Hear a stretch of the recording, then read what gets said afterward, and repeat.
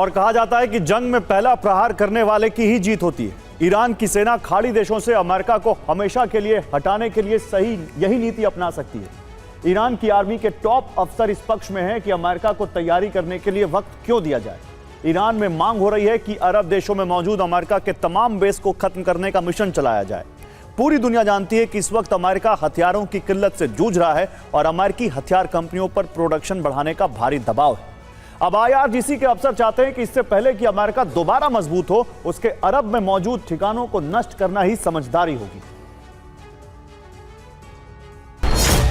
मुस्तफा के सैन्य सलाहकार याहिया रहीम सफावी ने कहा है, इंतजार की जगह ईरान को पहले हमला करना चाहिए। सेना के नए सिद्धांत में पहले प्रहार की इजाजत है। अरब देशों में इस वक्त एयर डिफेंस बेहद कमजोर है। पेट्रियट एयर डिफेंस और थार्ड डिफेंस खाली हो चुके हैं। बैलिस्टिक मिसाइलों को गिराने में अमेरिका लाचार है। अमेरिकी नाकाबंदी से काफी नुकसान हो रहा है। नाकाबंदी के लिए अरब के बेस इस्तेमाल हो रहे हैं। बहरीन में नौसेना का बेस अहम भूमिका निभा रहा है। ईरान एक साथ कतर, कुवैत, UAE, सऊदी और बहरीन पर हमला करने के पक्ष में है ताकि अमेरिका को किसी भी मोर्चे से मुकाबले का मौका ना मिले। अरब के कई देश इस वक्त ईरान से संपर्क कर रहे हैं। अरब के देश ईरान के साथ युद्ध आगे नहीं बढ़ाना चाहते। ईरान से UAE, बहरीन, कुवैत डील करने की कोशिश में है। ट्रंप ने अरब की सुरक्षा को लेकर कोई नीति नहीं बताई है। ट्रंप ईरान के साथ सिर्फ आर्थिक युद्ध की बात कर रहे हैं।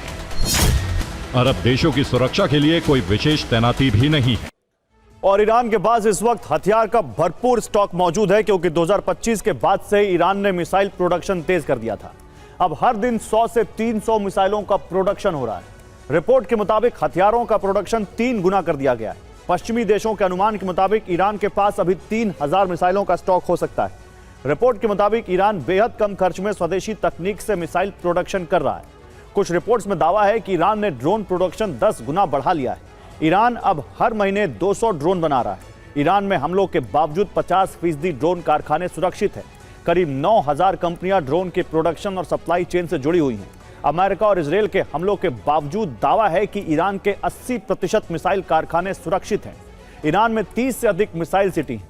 ईरान के 60% मिसाइल लॉन्चर सुरक्षित हैं। अमेरिका, इजरायल ने ईरान में 69 सुरंगों की एंट्री पर हमले किए थे, लेकिन ईरान ने 50 सुरंगों को फिर से खोल दिया है। ईरान का मकसद अब नाकाबंदी खत्म करना है। ईरान अमेरिका पर दबाव बढ़ाने की कोशिश में है। ईरान अरब देशों में धमाकों से दबाव बढ़ा सकता है। ईरान की संसद के स्पीकर कालीबाफ ने दावा किया है कि सऊदी अरब, UAE, कतर, कुवैत और बहरीन अब नई सुरक्षा व्यवस्थाओं के लिए ईरान से निजी तौर पर संपर्क कर रहे हैं।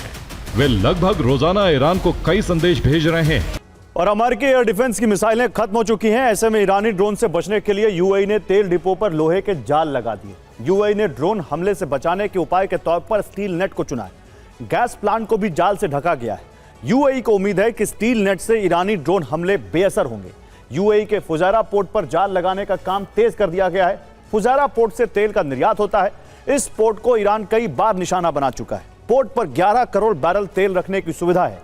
यहां सभी टर्मिनल पर जाल लगाए जा रहे हैं।